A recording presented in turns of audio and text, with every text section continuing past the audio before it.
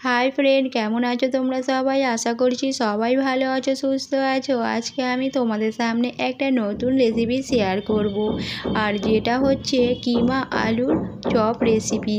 এই চপটা খেতে দুর্দান্ত লাগে। আলুর চপ তো অনেকেই খেয়েছো, কিন্তু একবার এইভাবে আলু কিমার চপ বানিয়ে দেখো, এতটাই টেস্টি হয়, এতটাই মজা লাগে খেতে। বাড়ির বাচ্চা বড় সকলে খুবই পছন্দ করবে। চলো তাহলে বেশি কথা না বাড়িয়ে কিভাবে আলু কিমার চপ বানিয়েছি দেখে নেওয়া যাক। প্রথমে কিমাটাকে ফ্রাই করার জন্য আমি এখানে নিয়ে নিচ্ছি একটা কড়া। এরপর পরিমাণ মতো আমি এখানে সাদা তেল দিয়ে দিচ্ছি। তোমরা চাইলে সরষে তেলেও এটা বানাতে পারো। এরপর এখানে কুচি করা শুকনো লঙ্কা নিয়ে নিয়েছি। তোমরা চাইলে কাঁচা লঙ্কা ব্যবহার করতে পারো। এরপর এখানে একটা মিডিয়াম সাইজের এইভাবে কুচিয়ে রেখেছি পেঁয়াজ। আমি কুচি করা পেঁয়াজটা দিয়ে দিচ্ছি তেলের ওপরে। একটু নাড়াচাড়া করে নিচ্ছি। পেঁয়াজটা কিন্তু খুব লাল লাল হবে না, একটু গন্ধ ছাড়বে। তারপর আমি এখানে দিয়ে দিচ্ছি কিমা। এইভাবে মাংসকে কিমা করে রেখেছি, কিমাটা দিয়ে দিচ্ছি। এরপর একটু নাড়াচাড়া করে নিচ্ছি। এবার চুলোর আঁচকে লো টু মিডিয়ামে রেখে সব মশলাগুলো কিমাতে দিয়ে দিচ্ছি। এবার এখানে আমি দিয়ে দিচ্ছি স্বাদ মতো লবণ,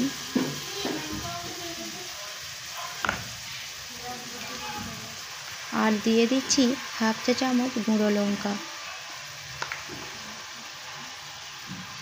এখানে দিয়ে দিচ্ছি হাফ চা চামচ জিরে মরিচ গুঁড়ো, আর দিয়ে দিচ্ছি ধনে গুঁড়ো হাফ চা চামচ। এখানে দিয়ে দিচ্ছি হাফ চা চামচ গোলমরিচের গুঁড়ো, আর দিয়ে দিচ্ছি এক চিমটে হলুদের গুঁড়ো। এরপর এখানে চাট মশলা হাফ চা চামচ দিয়ে দিচ্ছি। সব মশলাগুলোকে আমি কিমার সঙ্গে মাখিয়ে নিচ্ছি। চুলোর আঁচকে হাইতে দিয়ে ভালোভাবে কিমাটা ফ্রাই করে নিতে হবে।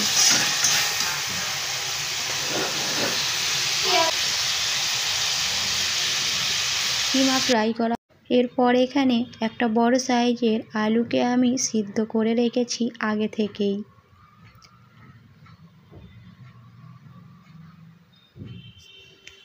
এবার এখানে দিয়ে দিচ্ছি ধনে পাতা কুচি,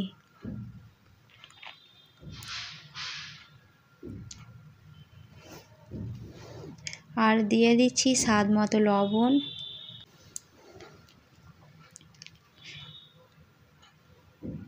এরপর এখানে দিয়ে দিচ্ছি হাফ চা চামচ জিরে মরিচ গুঁড়ো, আর দিয়ে দিচ্ছি হাফ চা চামচ ধনে গুঁড়ো, এক চিমটে গোলমরিচের গুঁড়ো, আর হাফ চা চামচ লঙ্কার গুঁড়ো। ঝালটা তোমরা পছন্দ মতন কমিয়ে বাড়িয়ে নিতে পারো। এরপর এখানে দুটো শুকনো লঙ্কা দিয়ে দিচ্ছি, আর এক চামচ আদা রসুন দিয়ে দিচ্ছি। ভালো করে মাখিয়ে নিচ্ছি সব মশলাগুলোকে আলুর সঙ্গে।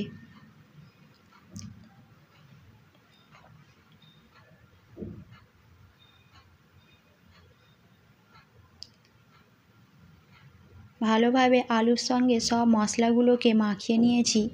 এরপর এখানে হাতে তেল মাখিয়ে নিয়েছি, আর একটা করে লেচির মতন ছোট কেটে নিচ্ছি, আর এইভাবে একটা বল তৈরি করে নিচ্ছি। একটা শেপ দিয়ে দিচ্ছি, দেখো এইভাবে। এরপর আগে থেকেই কিমা ফ্রাই করে রেখেছিলাম, সেই এক চামচ কিমা দিয়ে দিচ্ছি এতে।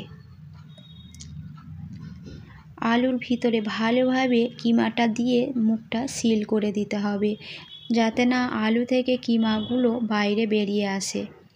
ভালোভাবে মুখটা সিল করে নিতে হবে এইভাবে, আর হাত দিয়ে একটু একটা শেপ দিয়ে নিতে হবে। দেখো ভেজিটেবিলের শেপ দিয়ে নিয়েছি আমি এইভাবে হাত দিয়ে একটু।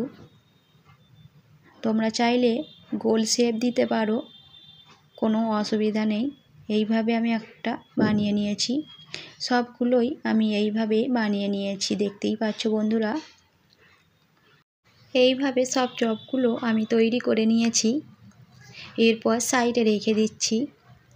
আর বন্ধুরা, তোমাদেরকে একটা কথা বলে দিচ্ছি, কিছু মনে করো না, আজকে আমি আর বেসন গোলা মাখানোটা দেখানো হয়নি, মানে হাতে খুবই অল্প সময়।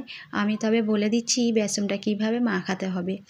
এখানে 1 কাপ বেসন নিয়েছি আর সামান্য একটু লবণ আর হলুদ দিয়ে জল দিয়ে আমি এই মোটাভাবে মাখিয়ে নিয়েছি। বেশ মোটাভাবেই মাখাতে হবে, খুব পাতলা হলে হবে না।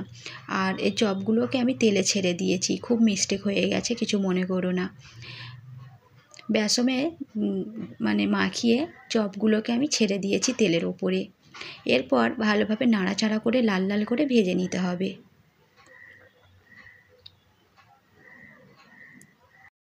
এরপর দেখো একটু নাড়াচাড়া করে লাল লাল করে ভেজে নিচ্ছি। আর এই চপগুলো খেতে এতটাই দারুণ, এতটাই মুচমুচে হয় যে আলুর চপ খাওয়া ভুলে যাবে। খুবই দারুণ হয় খেতে, একবার হলে বাড়িতে ট্রাই করে দেখো বন্ধুরা, খুবই মজা লাগবে খেতে।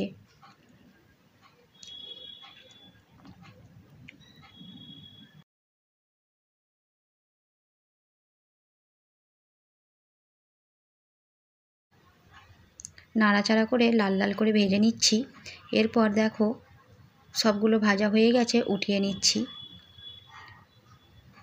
কতটা সুন্দর হয়েছে দেখেই বুঝতে পারছো বন্ধুরা, তাহলে খেতে কতটা দারুণ লাগে। দেখো পরিবেশন করে দেখাচ্ছি কতটা সুন্দর লোভনীয় হয়েছে।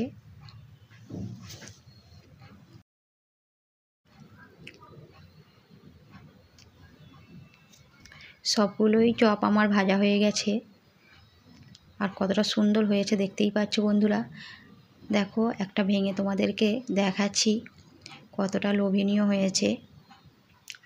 খেতে দুর্দান্ত লাগবে, বাচ্চা বড় সকলেই পছন্দ করবে খেতে। একবার হলেও বাড়িতে ট্রাই করে দেখো। আশা করছি আজকের রেসিপি তোমাদের কাছে খুবই ভালো লেগেছে। একটা ছোট করে লাইক, কমেন্ট আর বেশি বেশি করে আমার ভিডিও শেয়ার করবে। আর আজকের মতো ভিডিও এখানেই শেষ করলাম। ভালো থেকো, সুস্থ থেকো, সবাইকে ধন্যবাদ।